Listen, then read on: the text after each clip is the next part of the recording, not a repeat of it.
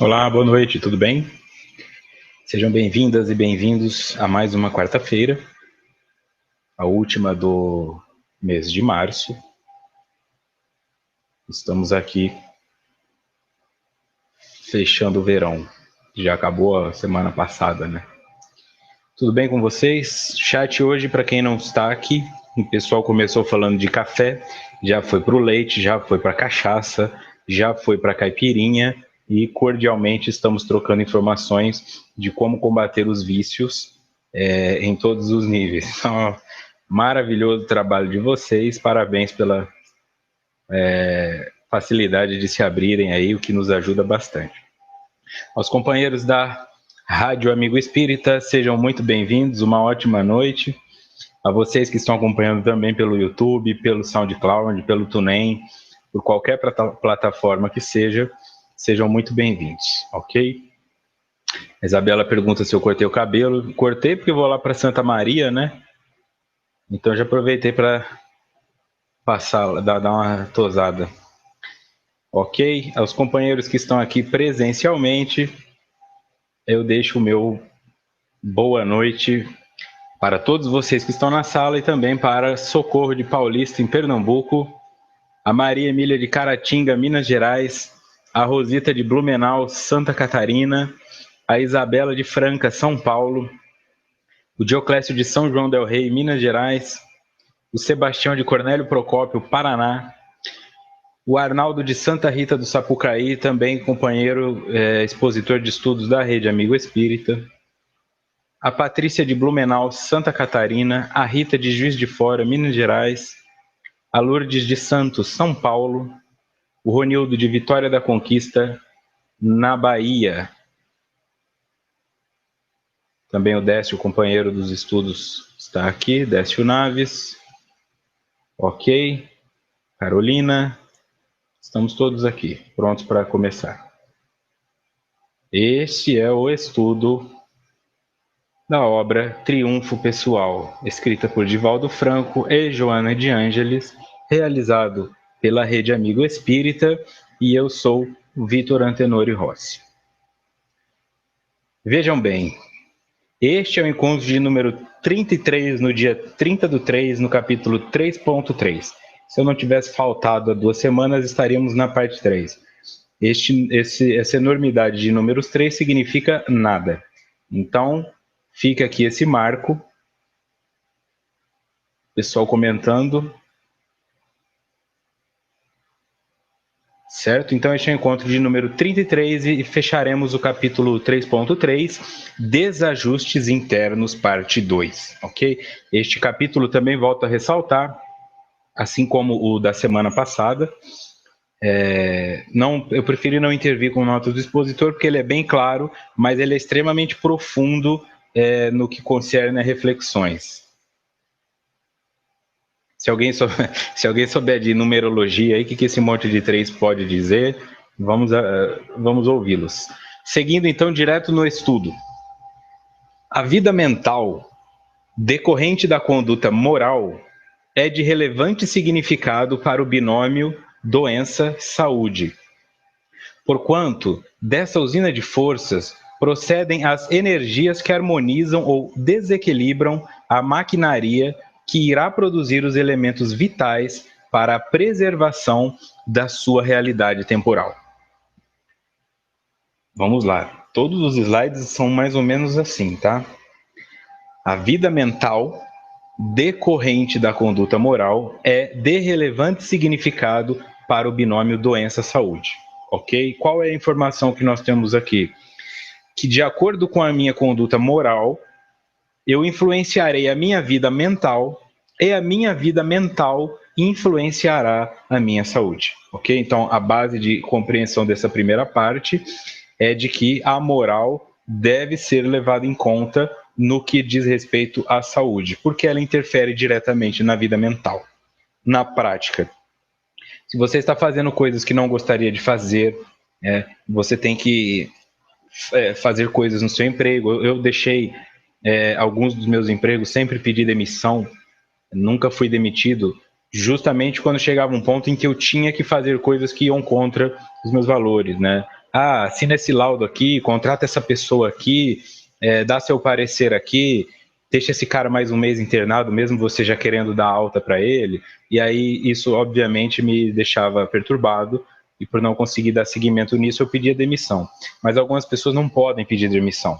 E elas estão lá fazendo laudos, promovendo ou demitindo pessoas baseado em questões de nepotismo, baseado em questões de interesse sexual, né? E, como assim de interesse sexual? Talvez o meu patrão esteja interessado em uma garota sexualmente e ele manda que eu contrate ela, se eu sou o diretor de recursos humanos, ao invés da outra que tem mais talento, porque ele quer estar próximo dela. E aí o que eu faço? Bato de frente com ele, vou para a rua junto com a outra, ou contrato a outra? Então isso gera tensão, isso gera ansiedade, isso gera insônia. Então a minha vida moral influencia na vida mental e a vida mental influencia na minha saúde física. Certo?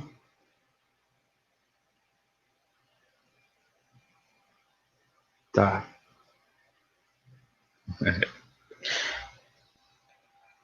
Dessa usina de forças procedem as energias que harmonizam ou desequilibram a maquinaria que irá produzir os elementos vitais para a preservação da sua realidade temporal.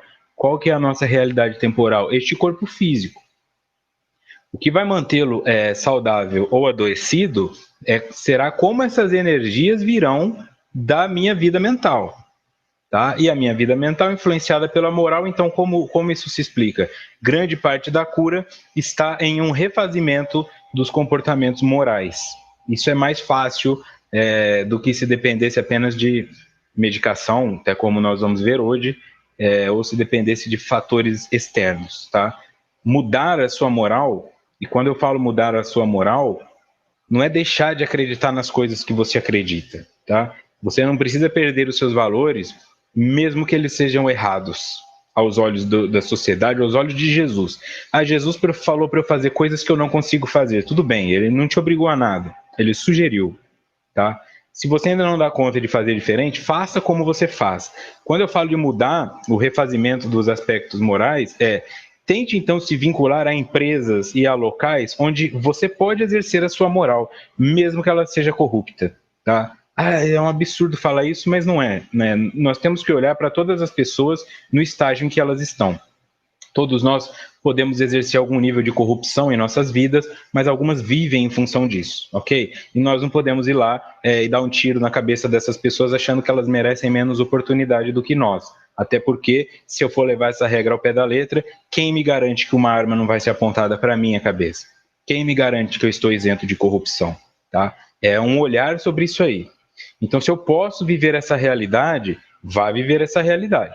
Com o tempo, talvez você mude a sua moral. O que leva ao adoecimento, na maioria das vezes, é o conflito moral. Você faz coisas que a sociedade desaprova. Você faz coisas que a sua família desaprova. E ter que esconder isso da sua esposa, dos seus filhos, dos seus vizinhos, gera esse desequilíbrio emocional e tende a adoecer. E tende a te adoecer. Seguindo, vamos ver aqui.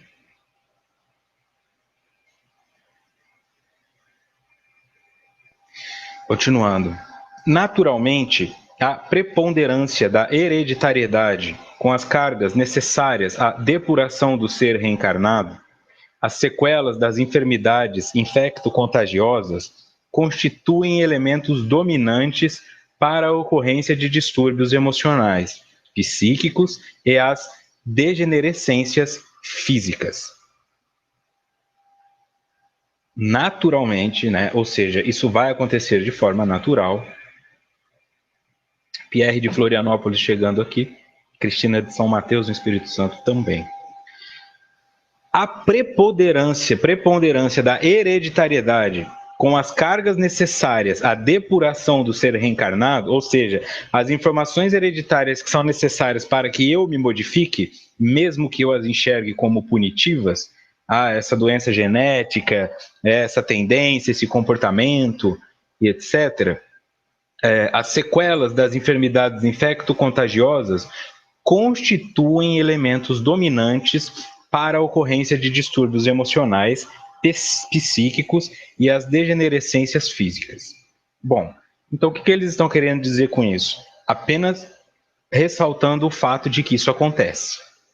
Tá? E por que isso acontece? Aqui nós temos um passo a mais. Esses acontecimentos, porém, expressam-se como decorrência dos impositivos que proporcionam o progresso espiritual em cuja fatalidade todos se encontram. Ok? Então vamos lá. Por que então que nós temos essa hereditariedade? Por que eu nasci em uma família diabética? Por que eu nasci em uma família com doenças crônicas? Por que eu nasci numa família assim, ou etc. E essas sequelas que ficam de doenças que eu tive? Justamente em decorrência são os efeitos das causas que eu mesmo trouxe. É isso que eles estão querendo dizer. Tá? Então, quando eu digo assim, eu vou ter que passar por um câncer, porque esse câncer é necessário para o meu crescimento, por algum motivo que eu não compreendo, mas é natural que eu seja atraído para uma família que já tem o câncer na sua raiz hereditária. Isso não é isso é natural, é atração.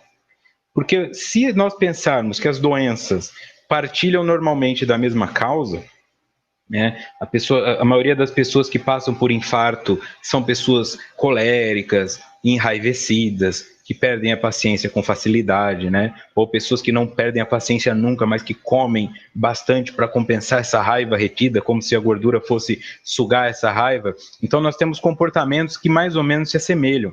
Então eu não preciso pensar que assim, aquele cara tem câncer, o Vitor vai precisar ter câncer, então vamos colocá-lo lá. Eu naturalmente já estou na mesma classe que esse cara, porque nós partilhamos da mesma essência que produz o câncer. Então nós já temos uma afinidade, que não é o câncer. O câncer é a consequência da afinidade que nós temos, às vezes, em guardar mágoa, em não conseguir abandonar vícios relacionados à inalação, que podem trazer o câncer no pulmão, por exemplo, ou na boca, no caso de cachimbo, etc.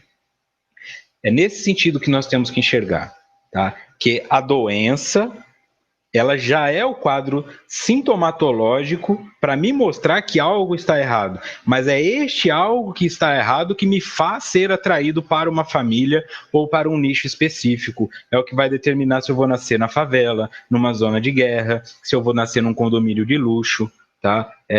Se eu vou nascer em uma mãe que tem chance de fumar crack a gestação inteira. Ok? São as escolhas que são necessárias. Tá? É pesado? É pesado. Porque nós estamos falando de existência temporal. Então eu trabalhei na Santa Casa e a parte da pediatria, quando eu fazia, eu vi várias, pelo SUS, isso é muito comum, né? Usuárias de crack que estão grávidas, 16 anos de idade, usuária de crack grávida, fumando durante a gravidez, e aí o bebê nasce com fissura, né? Abstinência. O bebê nasce precisando de crack, porque ele ficou 9 meses absorvendo a substância. Então, o que justificaria que uma criança já nasça viciada em crack? Tá? Se nós formos pensar apenas nesse propósito, então rasga a Bíblia, rasga Deus, porque isso é um caos. Tá? Tem que haver uma resposta para isso. Por que aquele indivíduo, com tantos ventres para nascer, foi nascer justo em um ventre totalmente lotado de crack? Tá? Tem uma explicação para isso, que a história do indivíduo vai responder a ele. Tá? A história do espírito vai responder a isso. Deixa eu ver.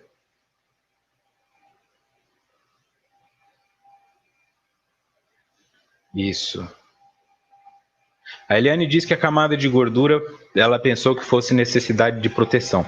Essa leitura, essa leitura simbólica, ela serve como um caminho, ok? Então, quando eu dou esses exemplos aqui, eu não estou determinando questões.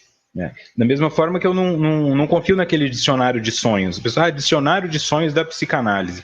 Então, se você sonha com cobra, significa isso. Eu não confio nisso, porque existem outros contextos envolvidos aí. Tá? Tudo bem. A cobra pode ser, por exemplo, um animal com representação fálica, né? Porque ele parece um órgão genital masculino. Mas e o que significa cobra para você? Se você é uma criança, foi uma criança no sítio, que foi mordida por cobra e teve alucinações, ou perdeu seu pai picado por uma cobra, é natural que essa representação não tenha sexualidade no seu sonho. Tá? Então, da mesma forma que a gordura serve para absorver, a gordura serve para proteger, não sei, ok? Mas que existe uma construção, existe. Se eu ingiro mais do que estou dando, é porque mentalmente eu me sinto em déficit. Ok? Esse é o ponto a ser trabalhado que eu falo aqui. Se eu estou com 100 quilos a mais do que eu teoricamente precisaria para viver, é porque eu sinto que eu tinha 100 quilos a menos. O meu corpo apenas responde a isso, acumulando no tecido adiposo. Mas de forma geral, o que significa eu não sei, tá? Então, às vezes é até uma falha minha dar o exemplo como se isso fosse determinismo, mas não é, ok? Eu apenas dou um exemplo pensando hipoteticamente, mas que isso pode se ampliar em todas as coisas. De repente você está acima do peso, não é para imaginar então que você está aí guardando suas coisas, não é nesse sentido, ok? Mas é para dizer que a sua obesidade, o seu diabetes, a sua esclerose não são o problema em si. Elas referem um problema maior que está na sombra, no seu inconsciente, atuando no seu espírito. Ok? Por isso o tratamento apenas em cima do sintoma não resolve a questão. Apenas resolve o sintoma. Tanto que o número de pessoas que fazem cirurgia bariátrica e voltam a engordar é imenso. Quer dizer, o problema dela não era a gordura, é mental, é um comportamento. Ela come mais do que precisa. E mesmo com um estômago menor, ela come mais. Também na Santa Casa eu vi um rapaz que fez a cirurgia bariátrica e de repente chegou lá 2 dias depois, trazido em emergência, estava inconsciente e perguntaram para ele comeu alguma coisa que não devia? Não comeu, ele fez certinho. Tiveram que abrir de novo para refazer a cirurgia e tinha lá um pedaço de carne, né? Que a pessoa não pode comer. 2 dias depois que ele recebeu alta, ele foi comer um pedaço de carne. Então, quer dizer, não havia um preparo psicológico. O peso dele não era o problema, né? O peso dele era um sintoma. O problema era a compulsividade, era a indisciplina, e aí é que isso, enquanto isso não for tratado, esse indivíduo vai ficar fazendo cirurgias ad eterno.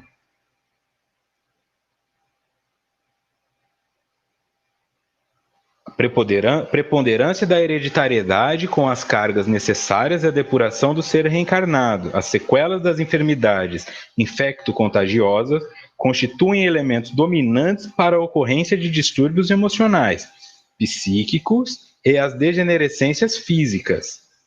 Estes acontecimentos, porém, expressam-se como decorrência dos impositivos que proporcionam o progresso espiritual, em cuja fatalidade todos se encontram. Nós iremos progredir espiritualmente. Essa é a fatalidade onde todos nós nos encontramos. E estes acontecimentos, então, têm origem na minha história. E, segundo o slide anterior, são naturais. Ok? Não é alguém que fica lá no tribunal falando não, agora o Vitor vai nascer paraplégico. Não, agora vai vir a Mauralice aqui, mas eu não vou muito com a cara da Mauralice, então eu vou fazer nascê-la com deficiência visual e auditiva. Não é isso.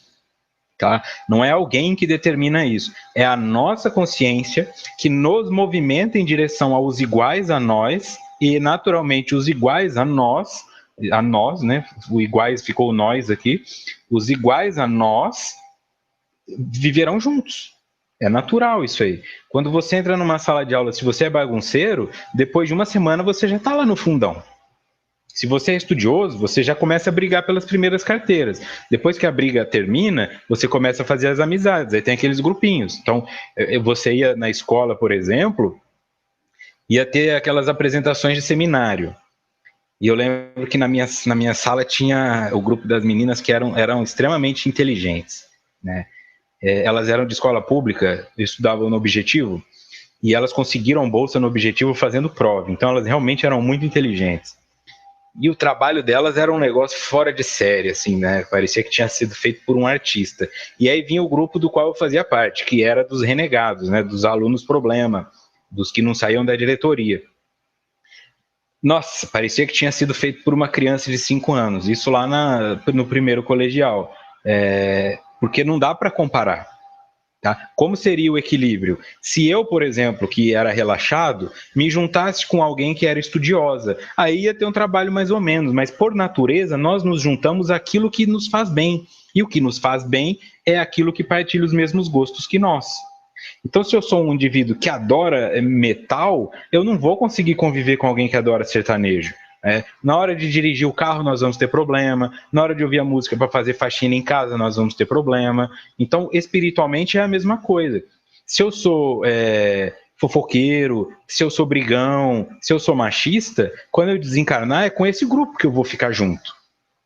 E aí vai começando a desenvolver também laços afetivos, tá? Então, vamos supor que aqui a Elisa Cruz seja uma pessoa maledicente, ela gosta de falar mal dos outros, e eu também. Aí nós vamos ficando junto falando mal dos outros lá no umbral. Nossa, olha aquele ali, olha o jeito que ele chegou. Nossa, imagina o que esse cara fez para estar assim. Mas aí nós vamos chegar à conclusão que vamos precisar reencarnar. Aí eu já falo para ela, você não quer ser minha mãe? Vamos ficar junto? Ok? E isso para os que são conscientes. Para os que não são conscientes, sem se dar conta, eles são atraídos. Tá? E existem também os fatores de reprogramação reencarnatória, aqueles que realmente precisam ser colocados em determinados locais, porque o tempo deles já está passando, eles já perderam muito tempo nos vícios, em suicídios e etc. Mas de forma geral, então, ninguém me pune. A minha consciência somatiza os seus desequilíbrios, e os seus desequilíbrios viram sintomas para que eu possa rastreá-los e então equilibrar-me novamente. Teoricamente é apenas isso, mas quando a doença chega, porque o que eu fiz para merecer isso? Deve ser porque lá na escola eu roubei a bolacha do outro, e aí você começa a querer achar uma justificativa superficial, e na verdade é muito mais profunda a questão, é uma questão existencial, espiritual, não é uma questão dessa vida. Tá? O que o Vitor está fazendo não é tão potente para causar certas destruições, se fossem doenças muito graves assim. Tá? Então é nesse sentido que eu falo.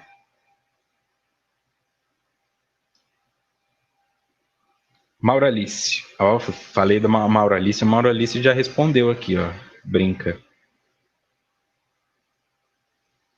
Vamos lá. Cada um traz consigo seu arquivo, e a própria vida conspira para o reencontro das pessoas e dos problemas que teremos que passar. Exato? Tá? Então está em nós. Isso nos liberta daquela imagem tirana de o céu e o inferno, né?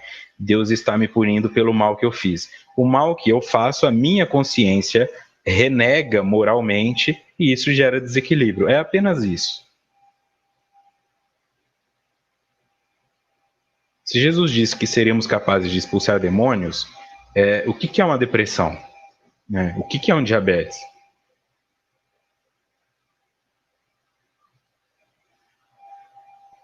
Porque o demônio é a representação plena do que é maldade, né? É apenas isso, é uma representação da maldade. Então tudo aquilo que for mal, que te fizer mal, pode ser expulso pela fé. Mas não é essa fé de que Deus vai te curar. Porque quando você determina que Deus tem que te curar, você inconscientemente determina que ele te adoeceu ou que ele permitiu que você adoecesse. E nisso você se desconecta do seu self. Quem tem que se curar é você, porque foi você quem se adoeceu. Tá? As leis naturais apenas agiram sem olhar a quem. Essa justiça é cega. Elas moveram as peças, mas quem colocou as peças lá fomos nós. Então, não é Deus que vai me curar. É a fé na minha capacidade, na essência que existe Deus em mim, mas não numa figura que está fora ouvindo as minhas orações. Tá? É muito mais eu conversando comigo mesmo e falando, me mostra onde está o problema para que eu possa resolvê-lo. Continuando. São esses requisitos que elaboram a constituição do temperamento, aqui entre travessões. Calmo ou agitado, suspeito ou confiante, introvertido ou extrovertido, jovial ou pessimista, que favorecem o surgimento das tendências artísticas, religiosas, filosóficas, culturais, elevadas, perversas, ativas ou indiferentes, determinando o caráter e os sentimentos de cada indivíduo. Então vamos fazer aquela leitura sem os travessões. São esses requisitos que elaboram a constituição do temperamento, que favorecem o surgimento das tendências, determinando o caráter e os sentimentos de cada indivíduo. Então, às vezes, essa leitura direta auxilia a compreender o evento em si. Deixa eu ver.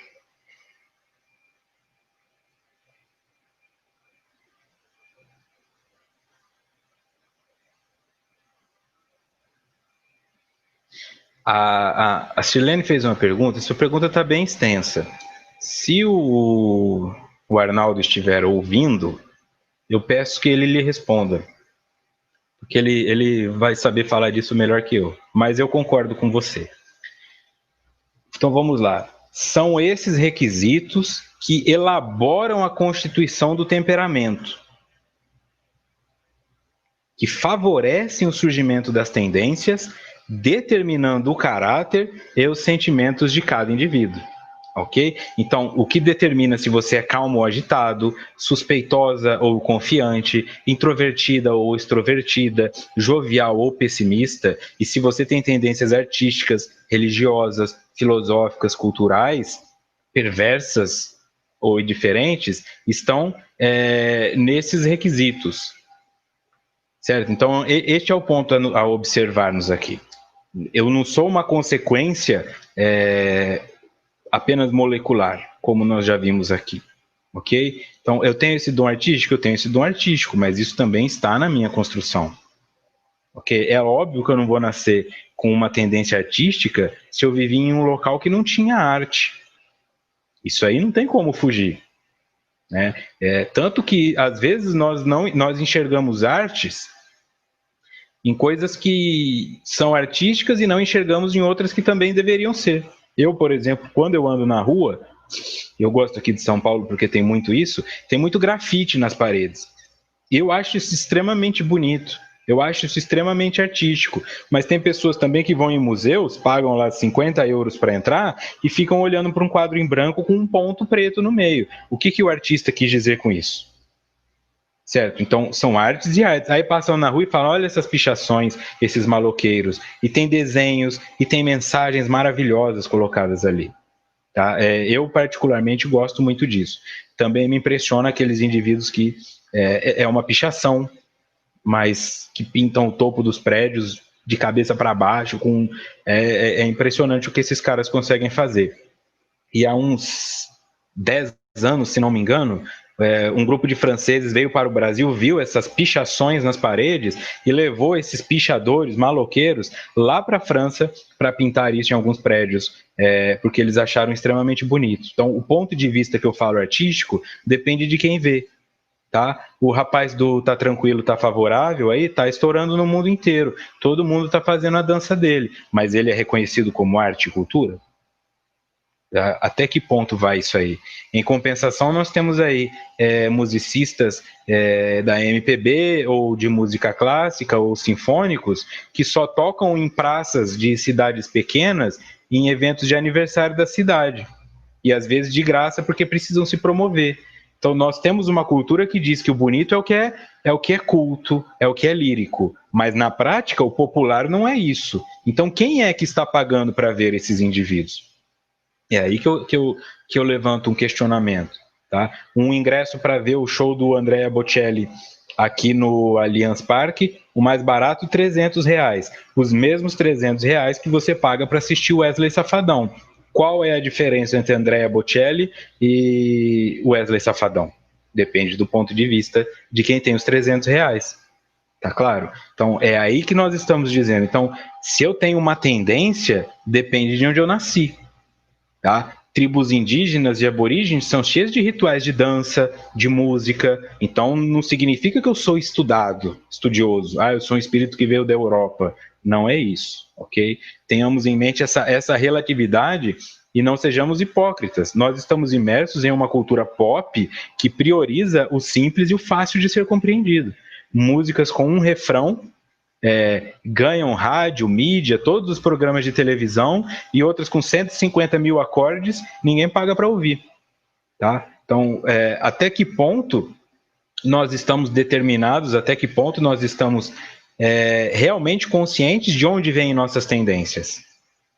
tá? Porque se você tem alguém conservador, por exemplo, lá na Europa agora, falando, aqueles brasileiros lá moram na terra, moram na selva, vão de cipó para o trabalho, mas eles não conhecem a cultura que nós temos aqui, de dança, a nossa religiosidade, as nossas ONGs, o nosso trabalho de ajuda a animais abandonados, tá? Então, se eu desencarno aqui no Brasil e vou com esses valores para um outro país, vai ser difícil alguém falar, não, esse cara já morou no Brasil. Este preconceito é necessário quebrar, porque aí eu começo a olhar a minha referência como uma construção que foi dada ao meu passado. Ou seja, se você nasceu em um país com grande cultura musical e agora você é um grande músico, isso não é mérito seu. Você nasceu em um país musical. Isso não pode te transformar em uma pessoa superior às outras. Eu vou ensinar o cara a tocar violão, ele não aprende, eu falo, larga isso aí, você não sabe o que você está fazendo. Né? É que ele não nasceu naquele local. Ele provavelmente é ótimo em outras coisas. E aí é que nós vamos criando melhores tolerâncias. Obrigado aqui, o Arnaldo respondeu. Isso, o Dioclésio também falou das pessoas tatuadas.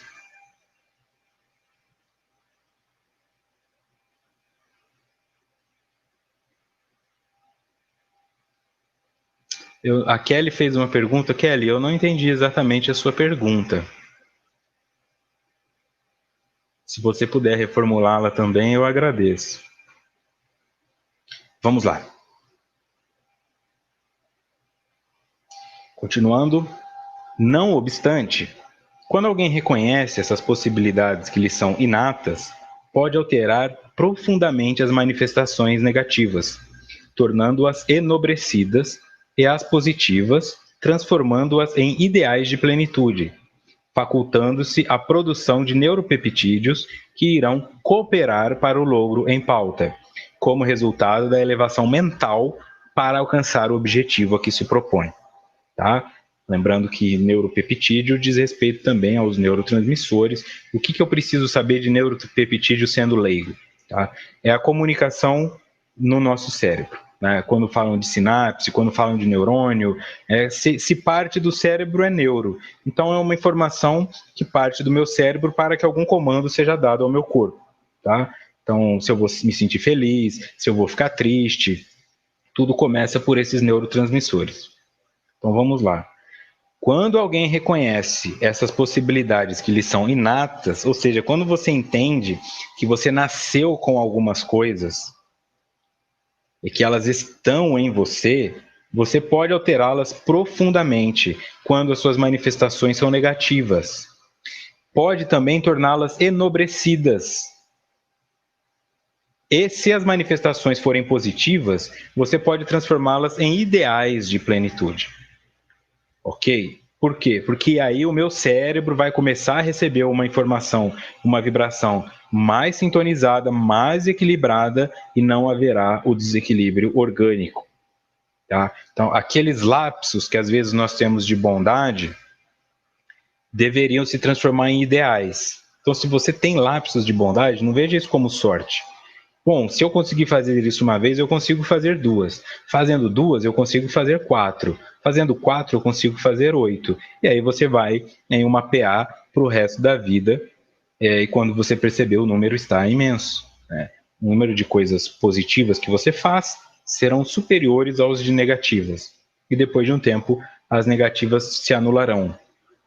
Põe tempo nisso, mas vai acontecer, não tem por que ter pressa.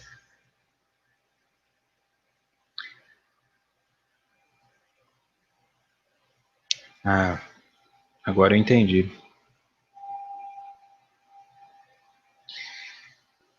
Kelly Core, ou Core. Me explica se é Core mesmo ou Core. E se de uma maneira, mesmo que inconsciente, a gente atrai a doença para provocar o nosso crescimento? É exatamente isso, né? Nós não atraímos a doença, nós criamos ela. E é inconsciente, é lógico. Senão o indivíduo está lá, bom, eu estou aqui todo arrebentado, tomando um monte de comprimido e você vem falar que eu sou responsável por isso? Conscientemente é óbvio que não. Tirando aquelas situações onde nós sabemos que vai fazer mal e nós morremos. Um indivíduo que morre de cirrose porque bebeu pinga a vida inteira, isso não foi inconsciente. Ele criou a cirrose. tá? Criou como se fosse um frango na granja ali, ó. Toma, toma, minha filha, vai crescendo, vai crescendo, vai crescendo. Chegou uma hora que ela atacou o indivíduo. O mesmo se dá para o câncer, o mesmo se dá para DST, tá? São situações que eu sei que eu corro risco, ok? Excesso de velocidade, comportamentos de risco. Então, quando então eu não atraio a doença, não é que a doença está lá no mundo e eu atraio a doença, tá? A informação que parte do meu espírito, que é desequilibrada, é interpretada pelo meu cérebro e o meu cérebro descarrega isso através dos neurotransmissores, dando informações que podem produzir excessos ou podem produzir falta, tá? Então, no excesso eu vou ficar uma pessoa maníaca, tá? Para cima, dorme 3 horas por dia e já tá bom, fala pelos cotovelos, faz 50 coisas ao mesmo tempo, não para nunca, e de repente explode num burnout ou num estresse absurdo. E se falta, eu vou ficar depressivo, melancólico, sem energia para fazer as coisas, e aí uma coisa vai levando a outra, né? As doenças vão aparecendo. Mas tudo começa por aí.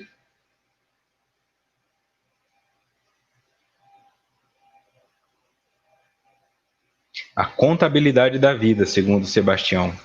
Exatamente. Bela sintetização. É a contabilidade da vida. O prejuízo é grande para algumas pessoas. Bom, também não tenho certeza se para mim não vai ser, né? Vamos seguindo. Diante, pois, de quaisquer distúrbios emocionais, o esforço mental do paciente para um novo direcionamento das aspirações enobrecedoras torna-se-lhe urgente, o que lhe abrirá campo de realizações superiores, cada vez de mais fácil execução, como consequência da vitória sobre os impedimentos iniciais. O mesmo ocorrerá no extraordinário metabolismo realizado pelas enzimas.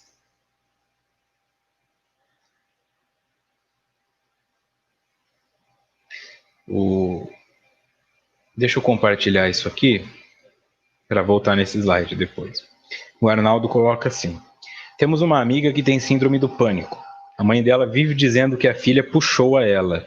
No decorrer da psicoterapia, foi revelado que ela não puxou a mãe, mas um susto na gravidez desencadeou todo o processo. Também já tive contato com uma pessoa que tinha fobia de gato. Eu até já contei isso aqui, mas eu repito. Ela tinha fobia de gato, qualquer gato, até filhotinho. E nunca ela tinha sido agredida por um gato. A única informação que ela tinha é que durante a gravidez dela, quando a mãe dela estava grávida, a mãe dela foi atacada por um gato. Essa é a única relação que ela tinha com um gato. A mãe desenvolveu essa fobia, mas ela estava no ventre. Então, ela pode ter partilhado isso aí. De que serve essa informação? Essa informação mostra que o nosso passado não pode ser considerado apenas no momento do ventre. Então, nós trazemos coisas de outras vidas e é a falta dessa leitura que transforma algumas coisas em injustas. Tá? Não é injusto, faz sentido. Nós é que não somos capazes de compreender ainda. Então, eu também não duvido que esse transtorno de pânico já possa ser da pessoa e por isso ela nasceu filha de uma pessoa que tinha o transtorno, ou se o transtorno foi criado exatamente durante a gestação. Estes, porém, são individuais e só uma terapia profunda vai mostrar. Diante, pois, de quaisquer distúrbios emocionais, o esforço mental do paciente para um novo direcionamento das aspirações enobrecedoras torna-se-lhe urgente, o que lhe abrirá campo de realizações superiores, cada vez de mais fácil execução, como consequência da vitória sobre os impedimentos iniciais. O mesmo ocorrerá no extraordinário metabolismo realizado pelas enzimas. Ok? Então, se eu estou passando por um distúrbio emocional, qualquer que seja ele, segundo Joana, eu devo empreender esforço mental para direcionar as minhas aspirações enobrecedoras urgentemente, porque isso me abrirá campo para realizações superiores. E aí, como nós já colocamos sempre aqui, o primeiro passo é o mais difícil, depois fica mais fácil. Vencer o vício do cigarro deixa mais fácil vencer o café, vencer o açúcar, vencer...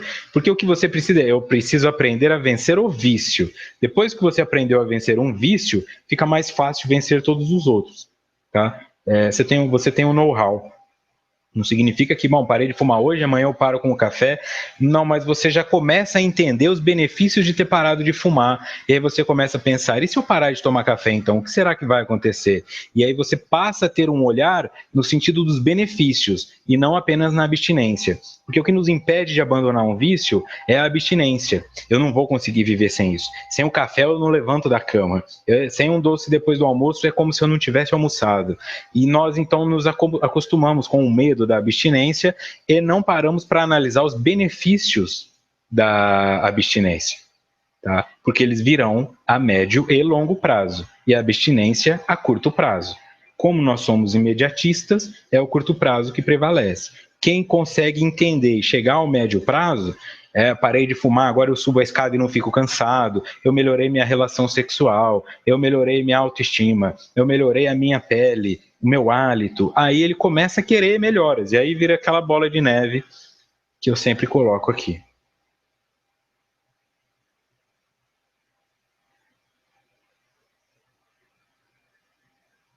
Tem uma história, vou contar aqui, porque esses expositores aí renomados têm histórias, né? Então eu tenho uma história também, não sou renomado, mas eu tenho uma história também.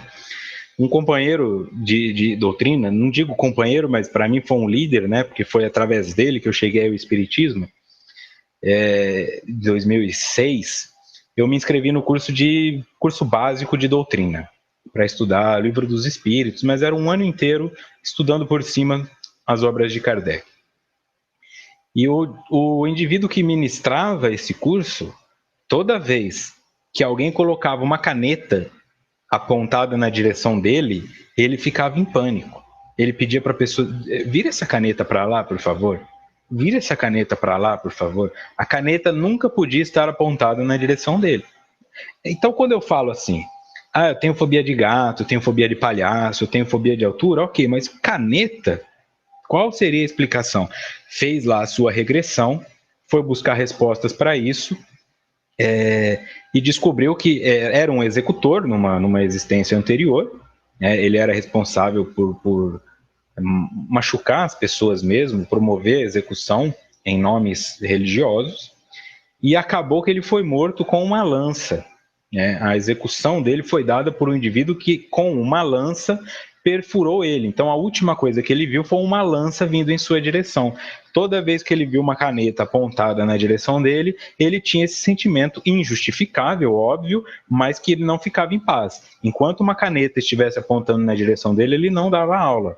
Tá? Então, é nesse sentido que eu falo. Agora, carrega isso para questões ainda maiores. Se você matou alguém numa existência passada, se você abusou de alguém, se você foi abusado, foi abusada, é natural que agora você já nasça com um sentimento de pânico, com medo, com culpa, sentindo que a vingança vai vir a qualquer momento, mas racionalmente, conscientemente, você não sabe disso. Você reconhece os sintomas, ok? E aí você não sabe por quê. Mas tem uma explicação para isso.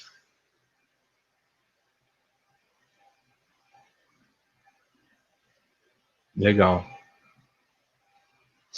Vamos lá. Continuando.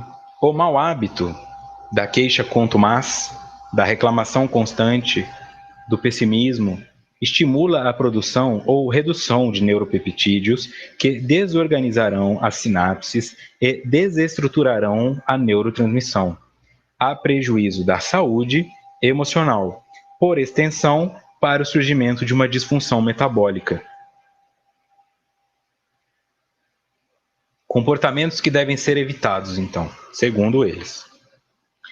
Lembrando, evitado bom, eu vou começar a me vigiar e aos poucos eu vou mudando. Não adianta falar, amanhã eu virei santo, porque você vai somatizar e vai adoecer. Tá? As energias não vão se modificar só porque você quer. Elas precisam ser compreendidas e redirecionadas. Isso leva tempo. o mau hábito da queixa contumaz, tá? Está sempre reclamando, está sempre determinando que as coisas não funcionam, tudo dá errado, a minha vida é isso, a minha vida é aquilo, da reclamação constante, do pessimismo, estimula a produção ou redução de neuropeptídeos, que desorganizarão as sinapses, que são essas comunicações entre neurônios, e desestruturarão a neurotransmissão, como se houvesse um ruído na comunicação, a prejuízo da saúde emocional. Por extensão, para o surgimento de uma disfunção metabólica. De uma forma bem didática mesmo, imagine um ruído na comunicação. Né? Na área da segurança do trabalho, nós temos o ruído na comunicação. Se eu estou falando aqui o estudo e o estudo fica travando, você vai pegando partes soltas, mas de repente essas partes soltas podem formar uma frase polêmica que eu não falei, mas que você ouviu, porque a comunicação tinha ruído. Quando você vai retransmitir essa mensagem, você dá aquela acrescentada no seu ruído e eu fico parecendo um tirano. Nossa, o Vitor falou um absurdo. Ok? Então, imagina que o nosso cérebro precisa dar o comando, mas as comunicações entre os neurônios estão prejudicadas em razão dessa vibração negativa, constante, crônica, que eu insisto em fazer por vários anos. As mensagens não chegam como deveriam. Então, eu falo, organiza as células lá no fígado dele. Aí, de repente, eu tenho um câncer no meu fígado, porque a comunicação veio com ruído. É didático, tá? É só uma forma para nós compreendermos isso que está sendo passado por Joana. Tá? É o nosso cérebro que determina essas orientações, mas quem dá o comando para ele é o nosso espírito. Isso não é consciente, é através da vibração. E a vibração você não pode modificar. Você pode colocar uma máscara para ficar mais bonita, você pode pôr maquiagem, você pode ficar na academia, você pode ter um corpo maravilhoso, um discurso maravilhoso, mas a sua vibração, essa não tem como manipular. E quem é sensitivo para isso, percebe na hora.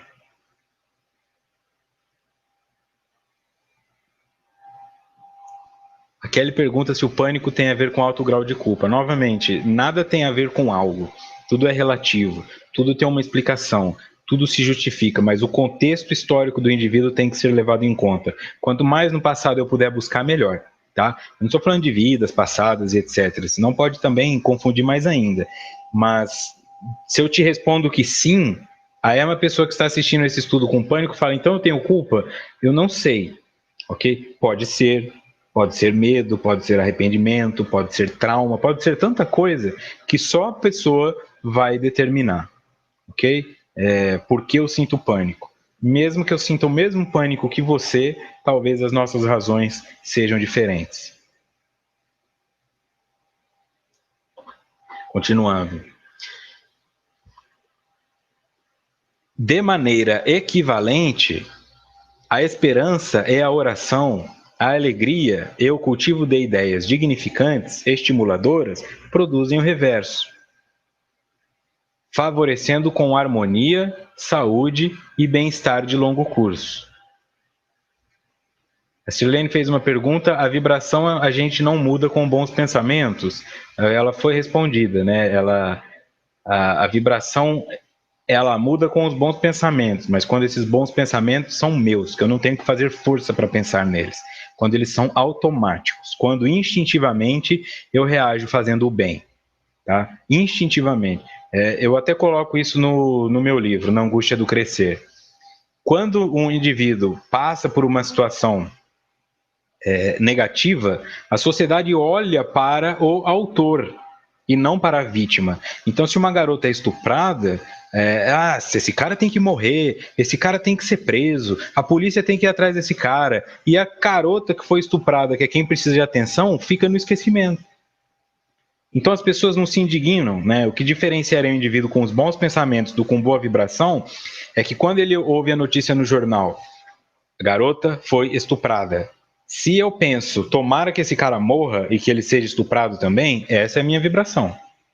Se eu automaticamente penso, nossa, coitada dela, que será que ela está precisando de alguma coisa?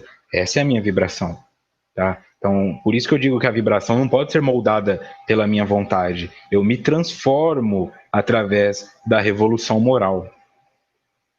A vibração é uma consequência do que eu trago em meus valores. Se eu sou uma pessoa invejosa,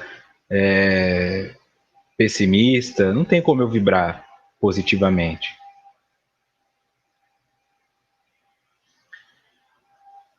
Ok? Então, o que foi colocado aqui no slide anterior? O mau hábito da queixa contumaz, da reclamação constante, do pessimismo, nos prejudicam. E o que nos auxilia? De maneira equivalente à esperança e à oração, à alegria e o cultivo de ideias dignificantes, estimuladoras, produzem o reverso, favorecendo com harmonia, saúde e bem-estar de longo curso. Palavra-chave desse slide: cultivo.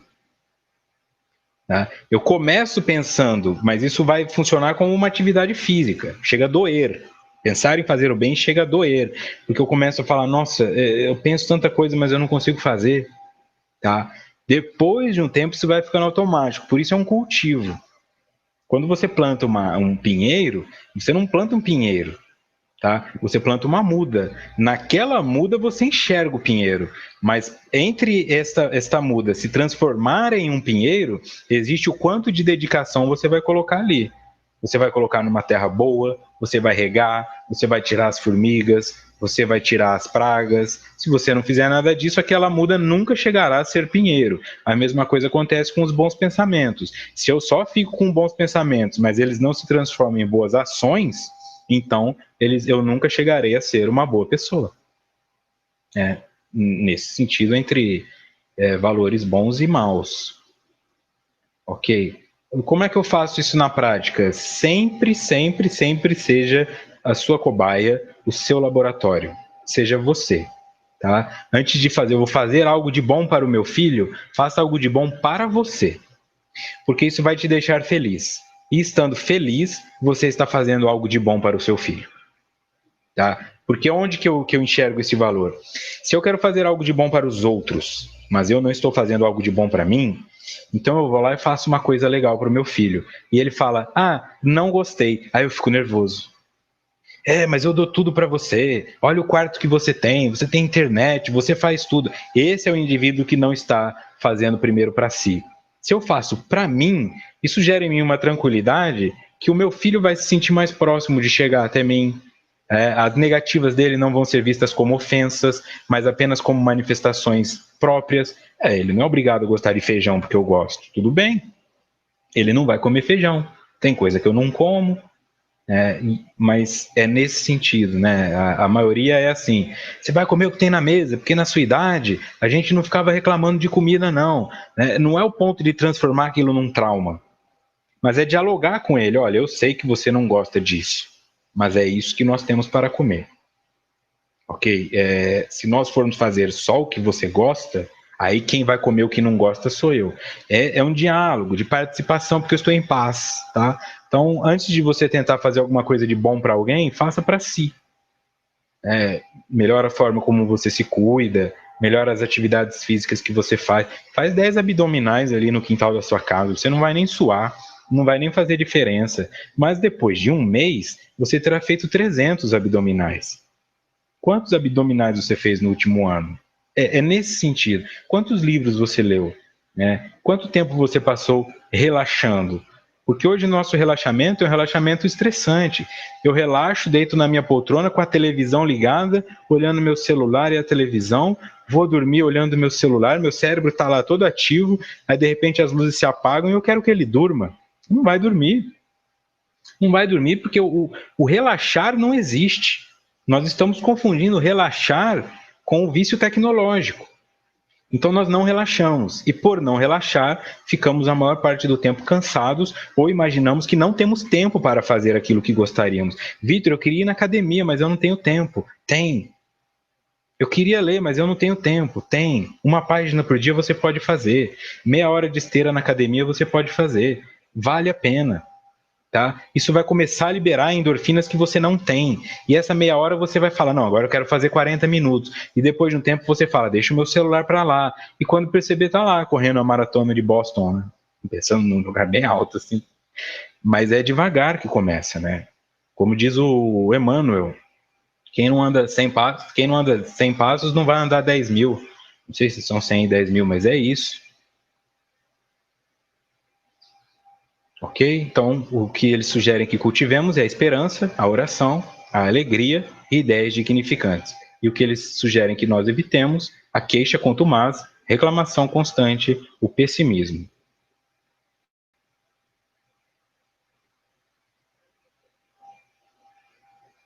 O Arnaldo disse que fazendo esse estudo lá no centro, em Santa Rita do Sapucaí, disseram para ele, mas fazer por mim não seria egoísmo? Não. Não é egoísmo fazer por mim. É arrogância achar que eu estou aqui para fazer pelo outro. Eu não estou aqui para fazer pelo outro. Eu não sou responsável pela felicidade nem pela tristeza de ninguém. De ninguém. Eu sou responsável pela minha, ok? E pela minha tristeza também. Agora, quando eu fico achando, eu não posso fazer isso, porque sem mim meus filhos não vão ser nada, eu não posso me separar dessa esposa, porque sem mim ela não vai ser nada. Isso é uma ilusão imensa da arrogância, tá? Eu não construí essas pessoas. É lógico que eu não vou deixar um bebê na fralda passando fome. Eu estou falando de questões de adulto para adulto. Eu não sou responsável por isso, tá? Egoísmo é quando eu idolatro o meu ego, tá? Da mesma forma que tem o ateísmo, o deísmo, o judaísmo, tem o egoísmo. É quando o meu ego se transforma em uma religião para mim, tá? O universo tem que funcionar harmonicamente, contanto que o meu ego não seja incomodado. A minha verdade é absoluta, eu sou onisciente e onipresente. Eu sei tudo o que está acontecendo. Isso é egoísmo. Tá? Agora, quando eu olho na minha direção e cuido de mim, isso não é egoísmo, isso é autoestima. Tá? É uma diferença bem grande. Se as outras pessoas se sentirem abandonadas em razão disso, elas que levem o sentimento de abandono para a terapia, porque eu não sou responsável por nada que diga respeito ao outro. Tá? A minha felicidade pode contagiar outras pessoas e eu funciono como semeador, mas achar que eu detenho o poder de fazer alguém feliz ou triste, isso é mera ilusão da arrogância. E da mesma forma, achar que alguém pode me fazer feliz também é uma ilusão. Continuando. Emergindo do inconsciente coletivo, no qual estão inscritas as realizações individuais, no inconsciente pessoal, heranças das reencarnações anteriores, é que isso aqui, para quem ouve só o áudio, eu vou refazer, tá? Tem um travessão aqui. Emergindo do inconsciente coletivo, no qual estão escritas as realizações individuais, heranças das reencarnações anteriores, o ser espiritual sintetiza as necessidades e descobre as possibilidades de que se dispõe para corrigir os distúrbios internos, que são as consequências morais das desarmonias psicológicas ancestrais e dos descalabros emocionais que se permitiu.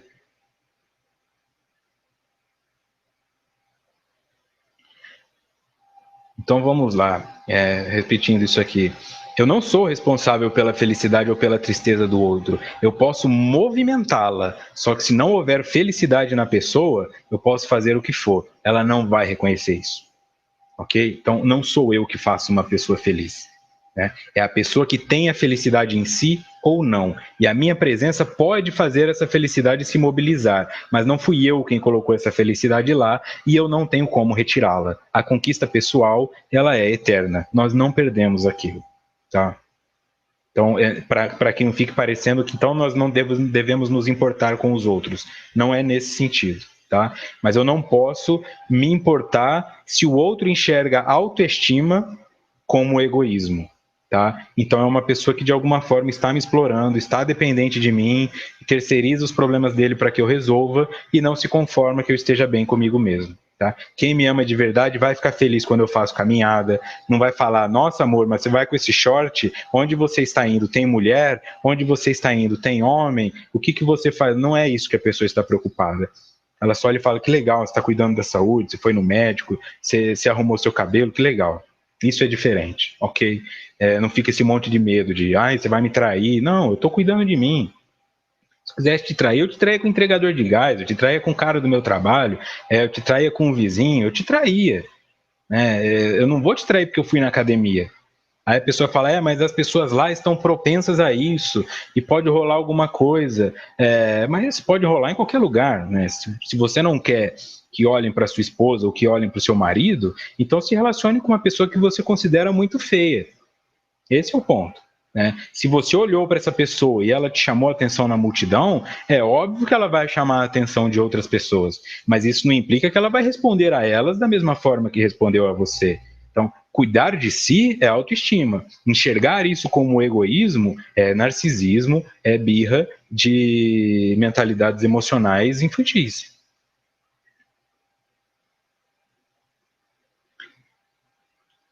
Então, essas informações que emergem do inconsciente coletivo, no qual estão inscritas as realizações individuais, que seria o inconsciente pessoal, as minhas experiências, essas heranças de reencarnações anteriores, o ser espiritual sintetiza as necessidades e descobre as possibilidades de que se dispõe para corrigir os distúrbios internos, que são as consequências morais das desarmonias psicológicas ancestrais e dos descalabros emocionais que se permitiu. Ok? Então, quando eu analiso essas heranças de reencarnações anteriores, através dos meus comportamentos do aqui e agora, eu passo a ter consciência de que elas são consequências de desarmonias psicológicas que começaram pela minha moral. E aí, refazendo a minha moral, eu não preciso passar por isso futuramente. Continuando. Em qualquer processo, portanto, de distúrbios psicológicos, encontrando-se em reparação o espírito endividado desde anteriores experiências carnais, os antidepressivos e outros medicamentos poderão ajudar, mas o êxito, entre travessões, a conquista da saúde real, somente será possível quando o self, na condição de fonte irradiadora de energias, produzi-las favoráveis à legítima cura. Bom, nós sabemos o que é self, nós vimos o que é self, tá? Mas vamos trazer o self aqui para a questão do Deus que habita em mim, tá? Este Deus, essa potência que eu tenho de refazer e de desfazer e de construir. Em qualquer processo de distúrbio psicológico, encontrando-se em reparação o espírito endividado desde anteriores experiências carnais, os antidepressivos e outros medicamentos poderão ajudar, mas o êxito somente será possível quando o self, na condição de fonte irradiadora de energia, produzi-las favoráveis à legítima cura. Quando nós falamos de medicamento aqui, nós que temos uma visão expandida, pode colocar o café, pode colocar o álcool, pode colocar a adrenalina, pode colocar o sexo, pode colocar qualquer coisa que altere o seu humor, que te faça se sentir bem ou se sentir mal, e você vai entender o seguinte, então, essas coisas nos ajudam a passar pelo processo, mas se elas se transformam na cura, aí elas passam a ser a doença. Porque você começa tomando 1 miligrama de diazepam e quando percebe precisa de 5. Aí tem que mentir para o psiquiatra para conseguir receita. E aí começa a ter um problema maior do que tinha antes, tá? Eu preciso delas para que os sintomas sejam reduzidos e não interfiram na minha vida. Mas não é que então agora eu posso continuar vivendo como eu vivo. Não, porque é como eu falei da cirurgia bariátrica. Se eu sou depressivo e tomo um antidepressivo, o que desapareceu é o sintoma da depressão, mas não a causa dela. Daqui a um tempo eu vou precisar de doses maiores de antidepressivo. E quantas não são as pessoas que cometem suicídio justamente com os medicamentos que deveriam ser usados para curá-las? É porque se ateram ao medicamento e não à pesquisa, à consciência do que as estão levando a sentir o que sentem. É o self que nos cura e não os remédios. Próximo encontro, dia 6/4, começaremos o capítulo 4, Realização Interior, parte 1. Ok? Muito obrigado, então, vários comentários. Hoje foi acima da média, hein? Muito obrigado a todos vocês que estão acompanhando na Rádio Amigo Espírita, no YouTube, a todos vocês que têm ajudado na divulgação do estudo, insistido, passado por cima de eventuais desinteligências que eu cometo aqui, mas é ao vivo, não dá para editar, eu também não estou preocupado em editar, e é natural que eu também faça parte dessa mudança que o estudo propõe, porque eu sempre coloco que eu estou aqui como um estudante e não como um professor, tá? Então, quando eu comparo os primeiros vídeos lá do autodescobrimento com esses de agora, claramente houve uma melhora significativa e eu fico muito feliz em saber que várias outras pessoas estão passando pelo mesmo processo, tá? Um processo pelo qual estamos passando juntos.